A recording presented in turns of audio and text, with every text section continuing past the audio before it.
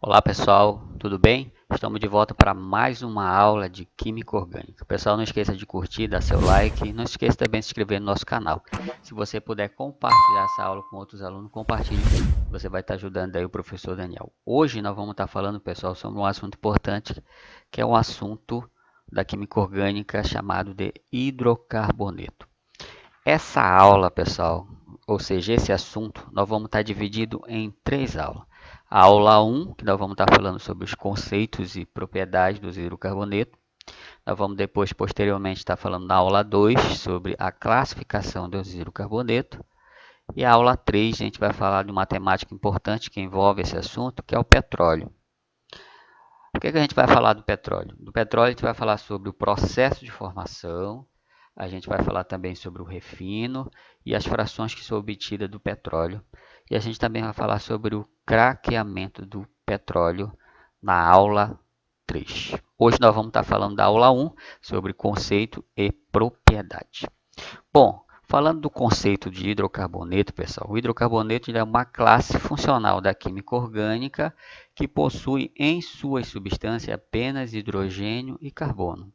A própria palavra ela já nos induz a isso. Hidro, a gente pode associar a hidrogênio. Carboneto, a gente pode associar a carbono. Nesse sentido, os hidrocarbonetos são formados apenas por carbonos e hidrogênio. Então, a sua principal fonte de obtenção é o petróleo.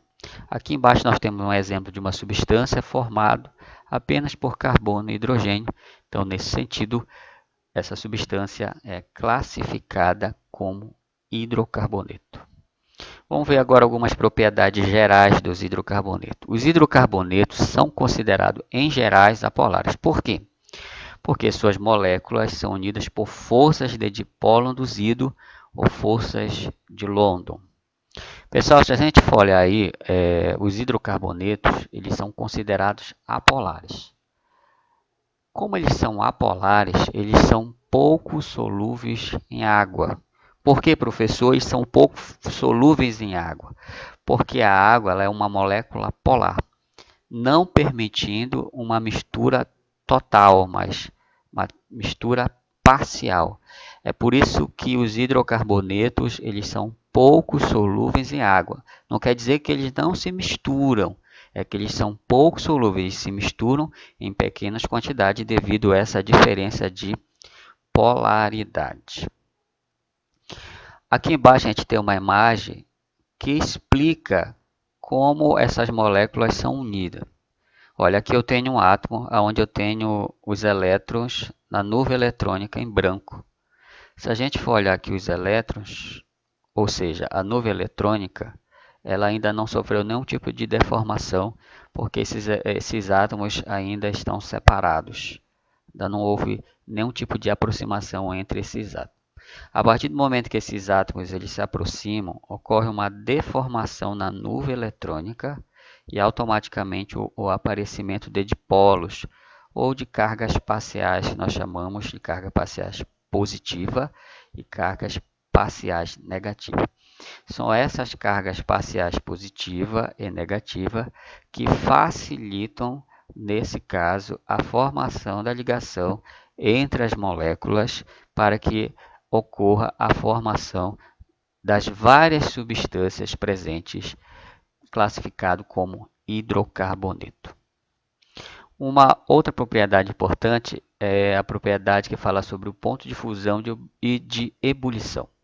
Bom, o ponto de fusão e ebulição ele aumenta em alguns casos. Eu coloquei aqui aumento da massa molar e diminuição de ramificações.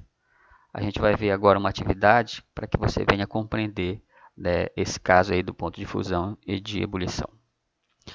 Uma questão 1, que diz assim: a tabela a seguir apresenta os pontos de ebulição de alguns alcanos, que são hidrocarbonetos saturados. Pessoal, quando eu falo de alcano, é uma classificação do hidrocarboneto. O que são alcanos? Alcanos são hidrocarbonetos saturados. Não sei se você lembra nas aulas anteriores que as cadeias carbônicas podem ser classificadas em saturadas e insaturadas. Quando que as cadeias carbônicas são saturadas? Quando elas possuem apenas ligações simples entre os carbonos. Então, nesse caso, como só tem carbono e hidrogênio, ele é um hidrocarboneto saturado porque só possui ligações simples entre os carbonos, tanto no alcano 1, como no alcano 2, como no alcano 3. Aqui só possui ligações simples entre carbono, por isso ele é considerado como hidrocarboneto saturado. Com base na tabela, conclui-se que os pontos de ebulição dos alcanos aumentam com... Pessoal, como é que a gente faz esse tipo de questão? Bom, eu sabendo o conceito, eu sei que o ponto de ebulição e o ponto de fusão aumentam em alguns casos. A gente aprendeu aí que é o aumento da massa, no caso molar ou molecular, e também a diminuição de ramificações. Vamos olhar para as questões. A letra A diz assim, olha, o aumento de suas massas moleculares. Pode ser a letra A? Pode. E na letra B ele diz o seguinte, a diminuição do número de ramificações. Pode ser a letra B? Também pode.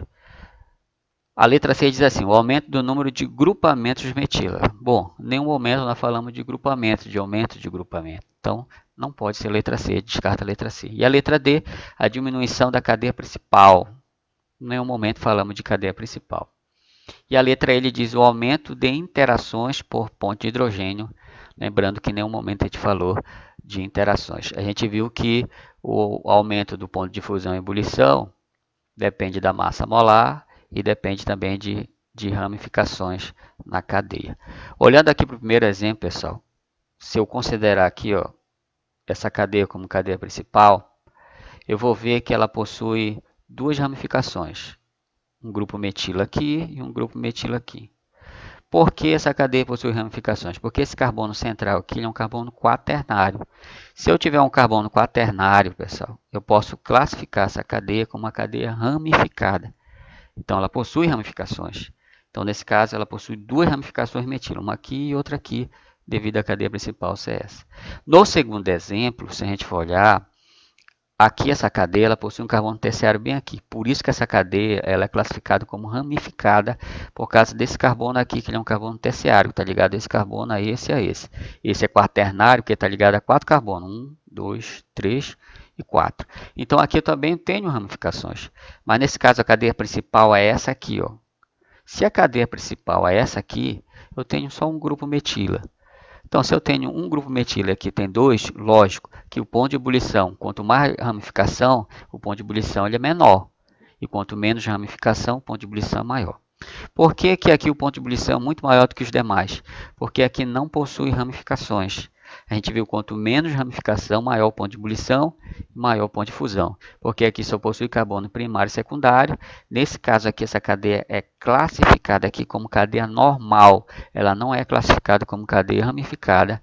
Então, nesse caso aqui, por possuir apenas carbono primário e secundário, o ponto de ebulição é muito maior. Mas existe uma explicação muito melhor, mais plausível para essas questões, para a gente compreender. Olha, quando a gente tem apenas carbono primário e secundário, a gente pode observar que a atração entre as moléculas é muito maior, porque a área de contato aqui, pessoal, é uma área de contato muito maior. Então, tem uma área de contato maior entre a atração dessas moléculas. Então, ela se atrai com mais intensidade.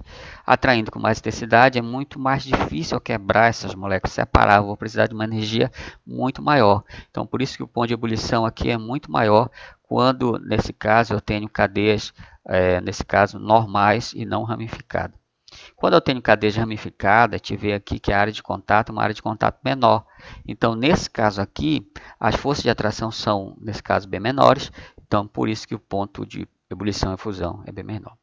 Então, qual seria a resposta, pessoal? Olhando para as questões. Se a gente for olhar aqui o alcano 1 e o alcano 2 e o alcano 3, todos os três possuem a mesma massa molecular. Por quê? Eles possuem a mesma quantidade de carbono e hidrogênio. Aqui possui 5 carbono e 12 hidrogênio. Se você for contar aqui também, 5 carbono e 12 hidrogênio. E aqui também 5 carbono e 12 hidrogênio. Não há diferença de massa molecular. Por isso não pode ser a letra A. Só há diferença, nesse caso, na diminuição do número de ramificações. Por isso seria a resposta a letra B. Pessoal, nós vamos ficar por aqui. Espero que você tenha compreendido esse conteúdo. Espere a nossa próxima aula, tá? Que é a aula 2. Vamos estar falando sobre a classificação dos hidrocarbonetos.